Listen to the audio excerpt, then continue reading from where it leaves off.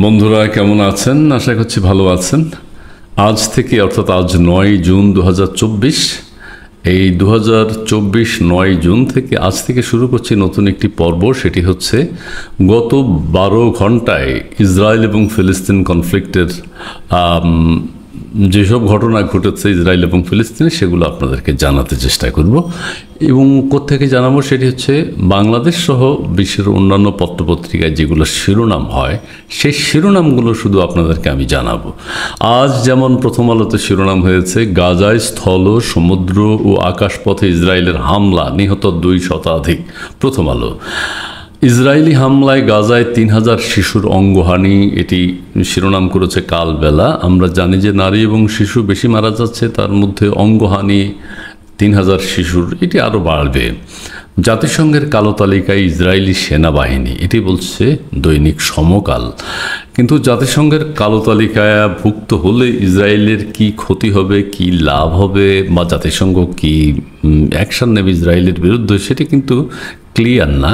এর আগেও জাতিসংঘ বেশ কিছু সিদ্ধান্ত নিয়েছে, কিন্তু তাতে ইসরায়েলের কি ক্ষতি হয়েছে বা ইসরায়েল সেটি কেয়ার করেনি, জাতিসংঘ কি তাদের বিরুদ্ধে পদক্ষেপ নিয়েছে সেটি কিন্তু পরিষ্কার না। গাজার মধ্যাঞ্চলে ব্যাপক হামলা, নিহত 210 ফিলিস্তিনীয়। প্রথম আলোর সেই সংবাদটি একই সংবাদ, এটি শিরোনাম করেছে দৈনিক মানবজমিন। ইসরায়েলের বিরুদ্ধে প্রতিরোধ চালিয়ে যাওয়ার ঘোষণা হামাসের। হ্যাঁ, যুগান্তর এটি নিউজ করেছে। হামাস কিন্তু বিভিন্ন সময়ে কিন্তু এই কথাটা বলে থাকে, প্রতিরোধ করে যাবে, করার চেষ্টা করছে, আত্মরক্ষার চেষ্টা করছে, সেটি আমরা দেখতে পাচ্ছি। কিন্তু এখন জাতিসংঘ যে কথাটি বলছে সেটি আরও 15-20 দিন আগে বলছে, সেই যেটি হচ্ছে গাজা রিবিল্ড করতে যে পরিমাণ সময় লাগবে সেটি হচ্ছে 80 থেকে 100 বছর সময় লাগবে গাজাকে পুনর্গঠন করতে, যেই পরিমাণ ধ্বংস করেছে ইসরায়েল বা যা ধ্বংস হয়েছে। আর গাজায় যে ধ্বংসস্তূপ, এগুলো পরিষ্কার করতে 14 বছর সময় লাগবে। এটি হচ্ছে আজ থেকে 15-20 দিন আগের খবর।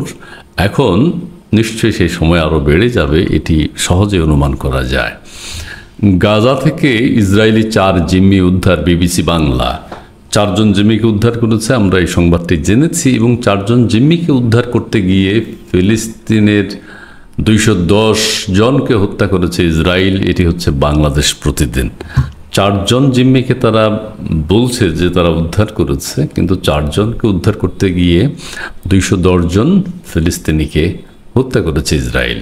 প্রথমবারের মতো ইসরায়েলের বিরুদ্ধে নতুন অস্ত্র ব্যবহার করলো হিজবুল্লাহ, এটি বাংলাদেশ প্রতিদিনে এসছে। কিন্তু নতুন অস্ত্র ব্যবহার করে কি ইসরায়েলের কি ক্ষতি হয় বা নতুন বা হিজবুল্লাহর কি সাফল্য, সেটি কিন্তু আমরা দেখতে পারি না। এই নতুন অস্ত্র কোথায় ছড়েছে? কোনো মরুভূমিতে, ইসরায়েলের কোনো শহরে পড়েছে, সেটা কিন্তু আমরা জানতে পারি না। কিন্তু চমকপ্রদ খবর হলো ইসরায়েলের বিরুদ্ধে নতুন অস্ত্র ব্যবহার করলো হিজবুল্লাহ। মনে হয় যেন খুব একটা ভালো ফলাফল তারা হিজবুল্লাহ তাদের ঘরে তুলে নিয়েছে, আসলে কিন্তু তা নয়, সেটি দেখা যায় না, দৃশ্যমান নয়। গাজায় শরণার্থী শিবিরে নিহত 210, কালের কণ্ঠ একই খবর। ইসরায়েলের বিরুদ্ধে নতুন অস্ত্র ব্যবহারের দাবি হিজবুল্লাহর, ওই একই খবর। প্রথমবারের মতো ইসরায়েলকে ফালাক 2 রকেট, প্রথমবারের মতো ইসরায়েলে ফালাক 2 রকেট ছড়েছে হিজবুল্লাহ, এটি হচ্ছে দৈনিক ভোরের কাগজ, একই খবর। কিন্তু এটি ছোঁড়ার পর কি ক্ষতি হয়েছে ইসরায়েলের সেটি কিন্তু প্রকাশিত নয়, বা আমরা বুঝতে পারি না, বা আমরা জানতে পারি না, অথবা ইসরায়েল সেটি আমাদেরকে জানতে দেয় না, অথবা কোনো ক্ষতিই হয় না আসলে। শরণার্থী শিবিরে ইসরায়েলের ব্যাপক হামলা, নিহত 210, ভোরের কাগজ, ওই একই খবর। গণহত্যা, গাজায় গণহত্যা চালালো ইসরায়েল, আরও 210 জন নিহত, আহত 400, যায় দিন। হ্যাঁ, একই খবর সমস্ত পত্রপত্রিকায় শিরোনাম করেছে। এটি শিরোনাম করার মতোই বাংলাদেশ এবং বিশ্বের অন্যান্য পত্রপত্রিকায় যেগুলো আছে। এই deliveries to Gaza resume through rebuild pier, এটি হচ্ছে ডেইলি স্টারের সংবাদ। তারপরে Colombia to suspend coal sales to Israel over Gaza war, Daily Observer। এটি অনেক পুরনো খবর। কলম্বিয়া একটা সিদ্ধান্ত নিয়েছে যে তাদের কাছে কয়লা বিক্রি করবে না গাজা যুদ্ধের কারণে। D8 urges world to up pressure on Israel, new age। হ্যাঁ, তো প্রেশার সারা পৃথিবী দিচ্ছে। এখানে মার্কিন যুক্তরাষ্ট্রের ঘটনা ঠিক বোঝা যাচ্ছে না আসলে কোন পক্ষ, কখনো ইসরায়েলের পক্ষে কথা বলে, কখনো গাজার পক্ষে কথা বলে, কখনো ইসরায়েলের বিরুদ্ধে কথা বলে। যাই হোক, এটি মার্কিন যুক্তরাষ্ট্রের পলিসি।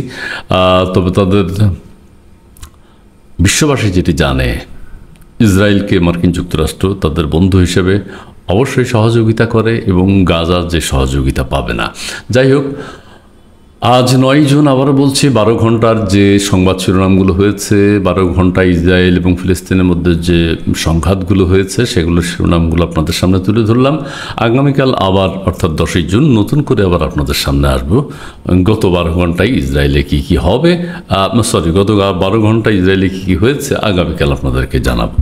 আপনারা সবাই ভালো থাকবেন, সুস্থ থাকবেন। তবে আমরা একটা জিনিস চাই, বিশ্বব্যাপী শান্তি বিরাজ করুক।